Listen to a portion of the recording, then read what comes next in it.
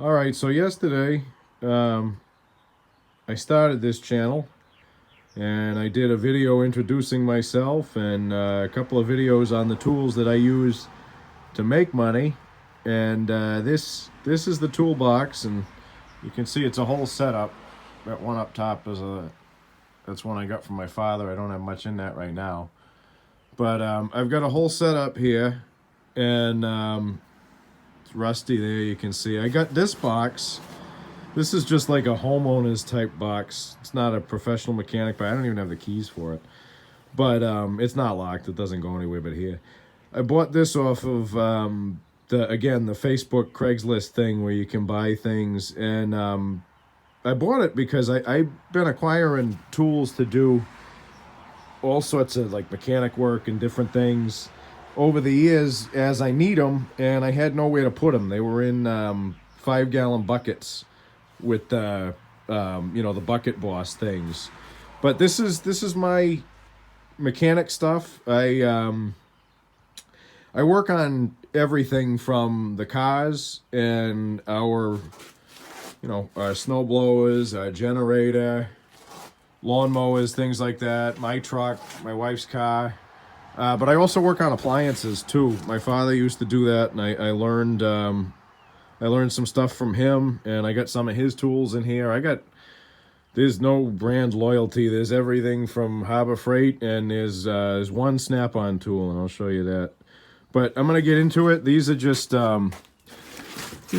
old cardboard boxes that I keep to lay down to put under the cars when I'm doing stuff, so that I don't get oil and whatever all over the driveway.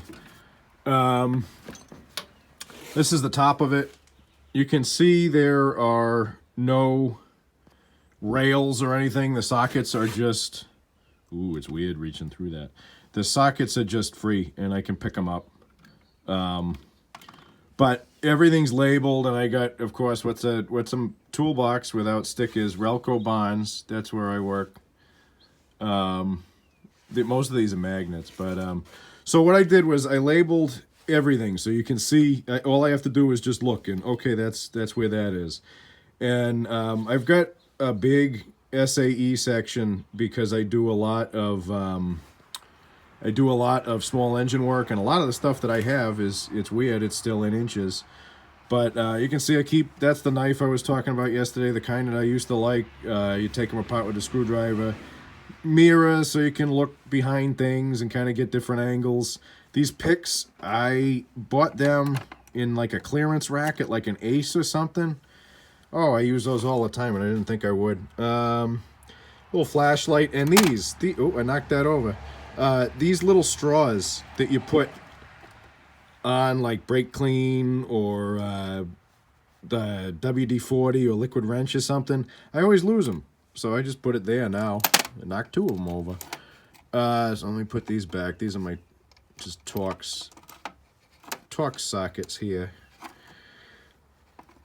And I ended up buying these impact sockets. This is the metric side. This is the SAE side. Everything is labeled because I don't want to have to think about it when I'm doing something. I'm not a full-time mechanic. I'm not even a trained mechanic. So if I can eliminate stress while I'm doing something, I do it. And it looks, it really looks OCD, but that's okay. And I'm good with that. But I've got everything labeled so I can see it. I bought these impact sockets here. They're Pittsburgh, they're the Harbor Freight Pittsburgh ones, and they're good. They're good sockets. They're solid. They feel heavy in your hand. My only thing that I don't like about them is, see, they got that little hole, like when you got an impact gun that has a detent pin on it that you got to push in with like a punch or a pocket screwdriver or whatever. The sockets themselves have that. And this, I love this thing.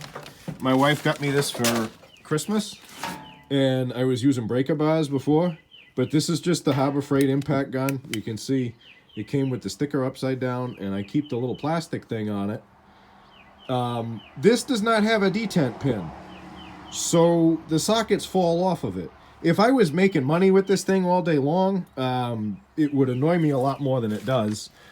but it works for my needs, and I can fit all of those sockets, all of these sockets here, I can fit them on this big, again, a Harbor Freight one, this big 1/2-inch drive breaker bar. I think this thing's 2 feet long. This is how I was taking tires off of these vehicles for a few years, for 3 or 4 years. And I was doing it with this, and it was a lot of work, and it was nice to get that impact gun. But as you can see, I keep the longer stuff here. This is a little 2-pound single jack that's nice for banging on brake rotors and stuff. If you have to, if you have to get them off, that's a nice little hammer to do it with. In order to get it to fit, I had to shave that off. You saw the 1/2-inch breaker bar there. I got this mainly for, it's a little turkey baster, mainly for evacuating fuel tanks on like lawnmowers and small engines, things like that. And this is a nice solid, this is a good breaker bar too. It's a 3/8, and it's nice. It's nice and thick, and it doesn't feel like it's gonna break. Those are from Harbor Freight. I haven't bent them, and you can see I have a breaker bar bender on the side here, so that's pretty impressive to me that they haven't broke yet. But again, these are all the sockets that I have. You can see these are older. My father gave me these when I was in college. There's the metric versions of them. I've had to replace a few here and there because I spun them out or whatever and stripped them. But yeah, that's the socket drawer. That's where I've got everything. I've got metric. I go down to 4.5 up to 24 millimeter, and in SAE, I keep knocking these over because I'm trying to show you guys. SAE, I start at well, let's see. Never use them this small. I start at 5/32 all the way up to an inch and an inch and a 1/16 rather. And that's the socket drawer. Moving down, we've got my ratchet drawer. I don't do nut drivers. I use these. They're little, I think they're called spinner handles, but 1/4-inch sockets fit on that. So I bought 2 of these, and they're the same thing. And that way you can just have a couple. It's like having a couple of different screwdrivers to go. All the extensions. This is a Cobalt 1/4-inch. 3/8. I got a couple of Cobalt 3/8 ratchets. And this one here, this is the only Snap-on tool I own. And my father gave it to me in college when he gave me those sockets up there I showed you. And I've always had it, and I've beat on it, and I've done things I shouldn't with it. I'm pretty sure that it came from a yard sale. None of our family is mechanics, and we're all avid yard sailors. So I'm pretty sure that must have come from, my grandfather probably bought that from a yard sale. Something I do, because this has it, see how it says on? Well, it says off and it says on. Something I do, because I think it's a good idea, I take a little engraver, and I do it with all of them. Because again, it goes back to like these labels that I got everywhere. The less I have to think about making stuff that I don't use every day work for me, the easier it is for me. So I label all those. I get the 1/2-inch, I get all the extensions and everything. And, you know, a nice old Craftsman. My father gave me this one too. Old Craftsman, professional style, I guess they call it. Big 1/2-inch ratchet. This thing is nice. So this one here, I was trying to oil this. This is a Cobalt 1/2-inch ratchet. I took all this apart and I was trying to oil it, and the springs went flying and I never found them again. I had to take 2 old mini mag lights, take the springs out, and I put them in there, and it's a little stiffer, which I kind of like, but it works. So I'm happy with that. Moving down to the next drawer, it's all my SAE combination wrenches, my standard wrenches. I've got duplicates of some. You can see most of my... I started working on engines and cars before I got into carpentry, and Sears was still a thing. A lot of these are still... yeah, you can see it. See how they're still American made? A lot of these I bought at Sears, and they're good wrenches. I like the Craftsman wrenches. I do like the Cobalt ones because they're a little bit longer, and sometimes that's nice. And so you can see I got Craftsman, I got Duralast, Husky. My line wrenches here for doing brakes and hydraulics and that kind of stuff. These, the double box end wrenches, I find these, especially the 1/2-inch one, I get a lot more use than I expected to out of them. And it's just nice to be able to have that, to slide it in. Like I find they're useful for, on the underside of like a Briggs & Stratton carburetor, that bolt there. I find it's nice because you can get those on there. I have these little, these stubby wrenches, and when my father passed away, my brother and I got, you know, we kind of went through his tools and said, oh, I could use that, and he could, you know, my brother could use that and that kind of stuff. And I said, oh, I don't have any of the short wrenches. Maybe I should get it. Maybe I should take those, because I knew there was already a pair in my father's big mechanic box that my brother kept to keep doing maintenance on his machines. He runs the landscaping business he used to run with my father. But I thought I'd use these. I thought, oh yeah, you know, it's low profile. Get in it. Nah, I mean, they're cool. I like them. I like them because they were my dad's, but I don't really use them. I thought I would. That's the SAE drawer. Going down, it's the metric drawer. It's pretty much the same, but in metric. I've only got up to 20 millimeter in the combination wrenches. I haven't found that I need more than that. But if I do, I'll go over to Ace and buy more because they're closest. Moving down is, you can definitely see when I bought my screwdrivers. A lot of them are cleaner because they're newer, in that I had the big Craftsman set like this, and over the years they got lost, and I just started replacing them and stuff. But that's my screwdriver drawer. I keep this is how I do, like, if I need to do Torx, I keep all the different Torx tips in here, and I do it on this. This big, precision screwdrivers there. This big guy here, I use this as a pry bar for a while, and it's nice. I've gotten tires off of rims with this, but I tell you what, as far as pry bars go, this is just it's actually a Craftsman scratch awl that I got that from my dad's toolbox too. It just stays there in case I need to scratch something.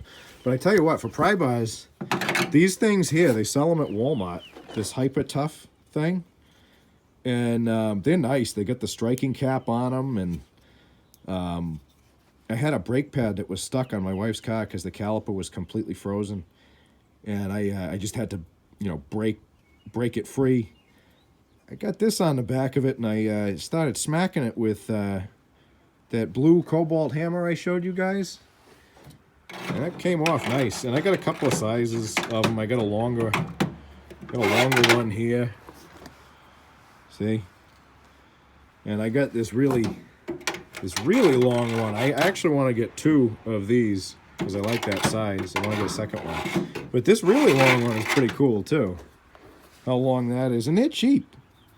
They were not expensive, and I mean, that's good quality. I got friends who are mechanics, and I've gone to help them with stuff, and I don't know, that Walmart one feels like a Snap-on one to me, but again, I'm not an expert.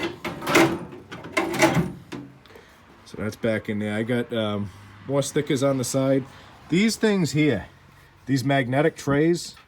Oh, I don't have enough of these. I love those. You can use those for everything, and they're nice because you don't lose things. I don't know how I did that any kind of work without those before. I put all the pots in there, and I put all of my tools that I'm going to bring out to the vehicles. I put all my tools in this here, this little Craftsman thing. It's from an old toolbox that my father gave me years ago. And that's how I bring my tools out, and I set it all up on a little table, and it seems to work nice for me. But moving down here, this is my pliers drawer, and I've got different things in here, vice grips, these long needle nose pliers. These are nice with the bent head on them. These are nice for grabbing like hoses that you can't get at, or wires and things like that. I keep a speed bar that I never use now that I have the impact gun in there. These here, these are called, I'm sure mechanics know what these are, but these are hemostat and fishermen. These are hemostats. These are really nice for getting into the fuel tank on like a Shindaiwa backpack blower or a Red Max backpack blower, and you gotta grab that little fuel line. These are really nice for that. Oh, this is a cool one. I did this because I don't have a pair of clamps to do fuel and radiator lines and stuff. So I just wrapped a bunch of electrical tape around a pair of the needle nose mini vice grips. That's nice, and you can dial in how much pressure you want, and you can crank down if you have to on like a fuel line or something, and it's not going to hurt it because it's all soft with that. Little chopsticks that I keep in here for again, if you want to poke into, like I use this. The best thing that I mean, these are clean because the last ones have been kind of destroyed. But what I like to do is when I'm doing like a rebuild on like a snowblower engine or something, this is nice to be able to put in the little hole. I don't know what a lot of this stuff is called, but the little air intake hole where the piston is, this is nice to be able to put in there for different purposes. And it's nice because it's not gonna spark if there's any fuel. You can put it in fuel tanks, stuff like that. What else is in here that might be interesting? Oh, these are cool. My grandfather was stationed on the Berlin Wall in during this, the 80s and the 70s. No, it must have been the 60s. He was stationed on the Berlin Wall, and when he was over there, he met my grandmother, who he had eventually married. Her father owned a motorcycle repair shop, a mechanic shop, strictly for motorcycles. And he gave my grandfather a motorcycle, and he gave him a bunch of tools to work on the motorcycle with, because he knew my grandfather did that kind of stuff. And these are a pair of pliers that he was given by that guy, he'd be my great-grandfather, when he was over there. And you can see it says West Germany on them. And I don't use these a lot, but they're kind of cool. They got the little wire nipper in there, and just the fact that I know that they came from there, and that's the story behind them, I really kind of like them. Different size. I like this. I like this a lot. People go and they say, oh, the Knipex. That's great. I can't afford Knipex, and somebody gave me this. And I like it. I like this a lot. This is a nice set of channel locks. I like the way it slides. So it's a little bit finer than doing... This is a no-name brand that I found in the basement of my last house. It's finer, and it's easier to get the adjustment you want than with just the, Well, I'm not going to jumble you around trying to show you, but you know how channel locks work.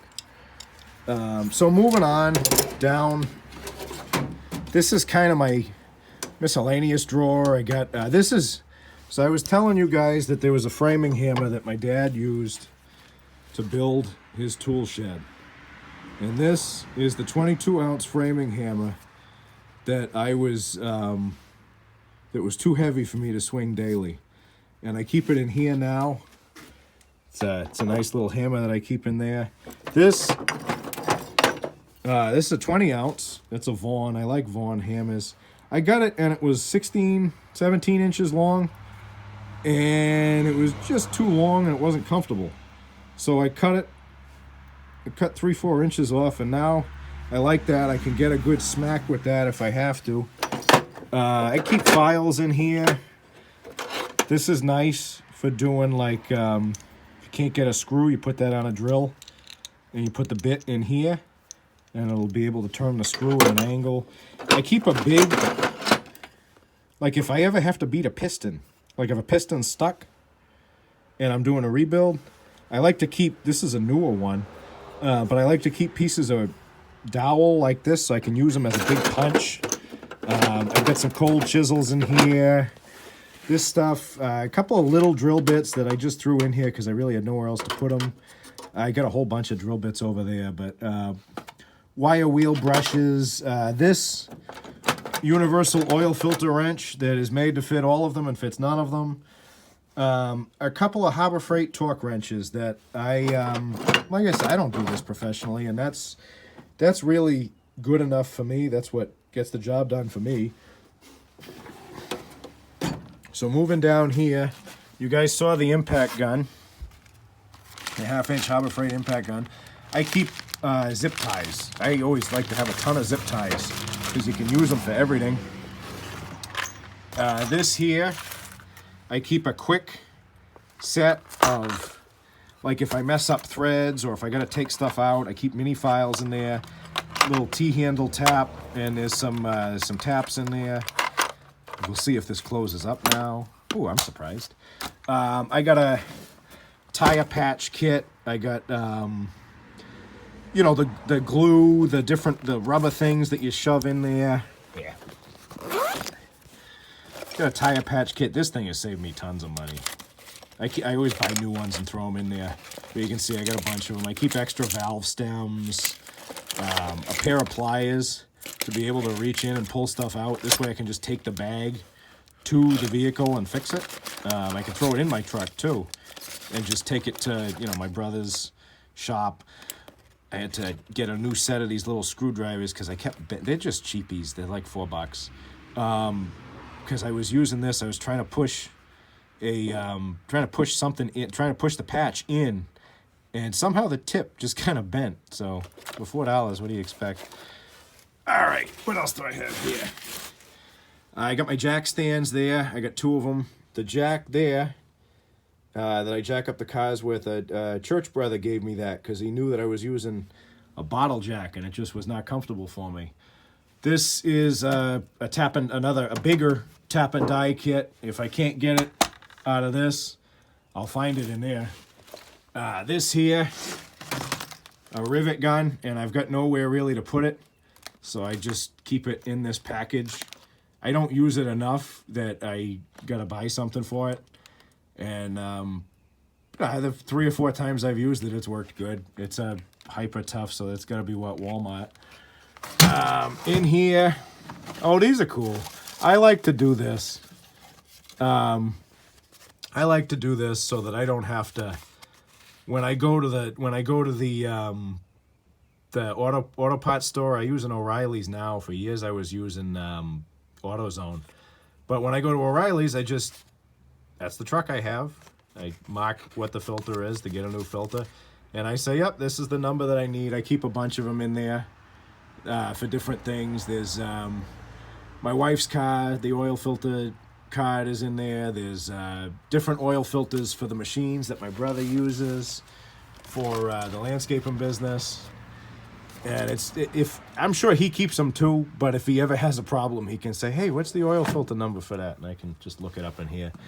This is an old vibrating engraver that was my father's. I don't know how old it is, but you put your initials on your tools with it, or you can engrave metal with it.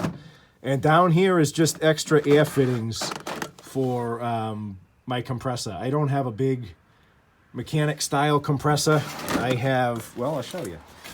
I had for years a smaller Campbell Housefield compressor that you could run like nail guns and stuff off of. And this is not a big compressor. This is just, it's a Harbor Freight 6 gallon. And if I have to, I can run framing nailers off of that intermittently. I'm not going to be running big heavy duty air impact guns. My father has it. Well, my brother has a big one that my father was an older guy when he got into mechanic work, and you can see the different styles in that. I have breaker bars. There's not a single breaker bar in my father's toolbox, because he has a ton of air stuff that he runs off of this big compressor, and he ran off of this big compressor that he had. I've used breaker bars, and I don't have air, so I don't have big air, so I have an electric one. And I like to keep a tape measure here, kind of fits into here nice. This way I'm not looking for it. I don't have to go and take the tape measure out of my tool belt or off of my workbench or whatever. It's just nice that's right there, and I don't have to think about it. So that's the main toolbox that I got. Like I said, I got this from a guy off of the Facebook Craigslist where you can sell stuff. And this is the whole area that I have set up for this.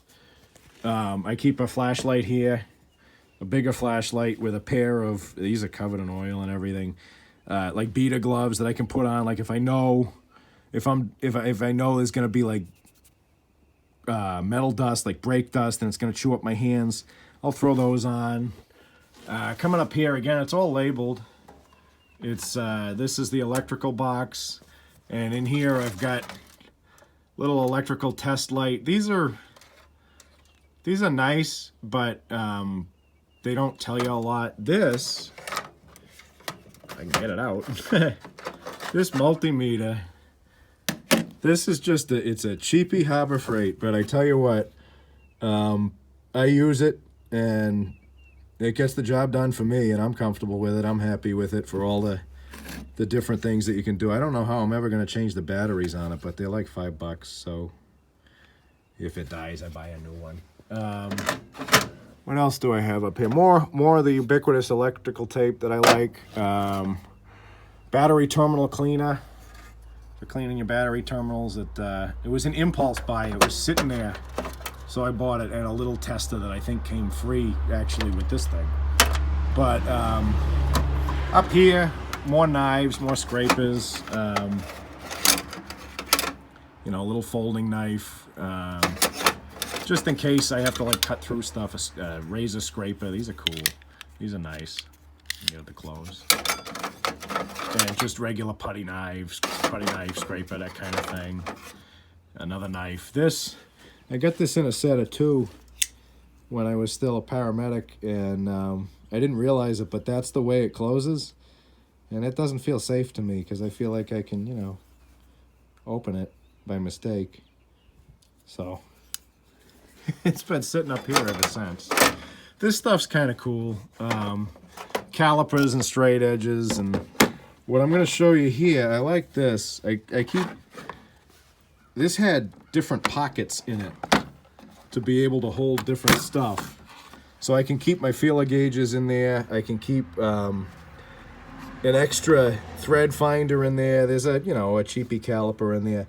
This thing here, this little pocket ruler, this engineer's pocket ruler. If you look at this, before my father owned his landscaping business, he worked for a company called EG&G Sealall, which used to be here in Rhode Island, in the city that I grew up in Warwick. And he was a machinist, and he would test. They would build parts for cruise missiles and jet engines and stuff. And this is something he had with him every day in his pocket.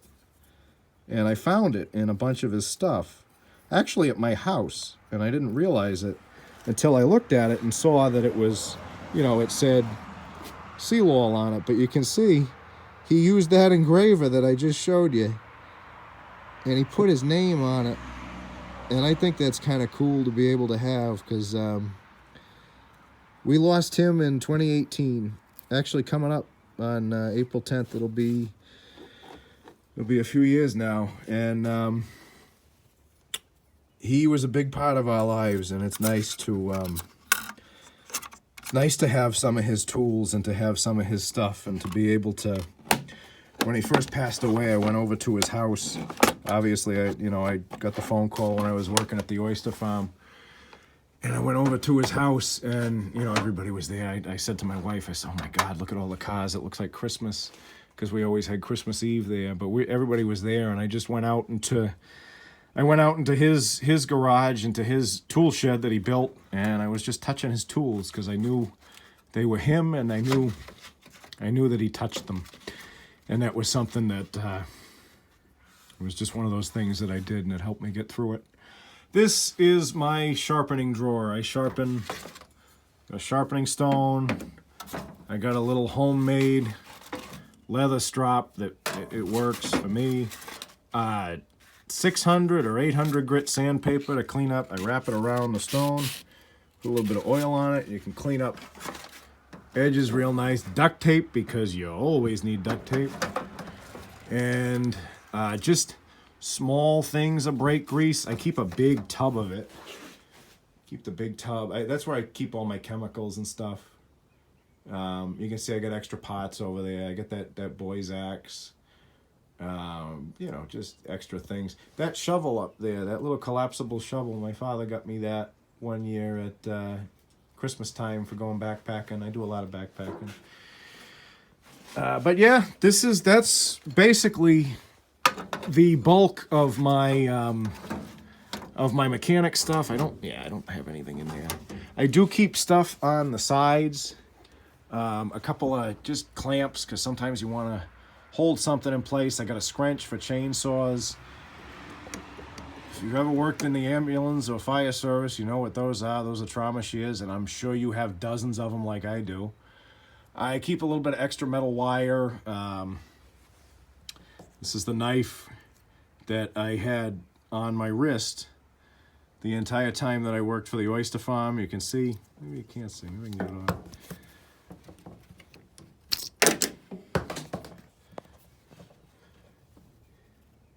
You can see how chewed up that got over the years, but it worked.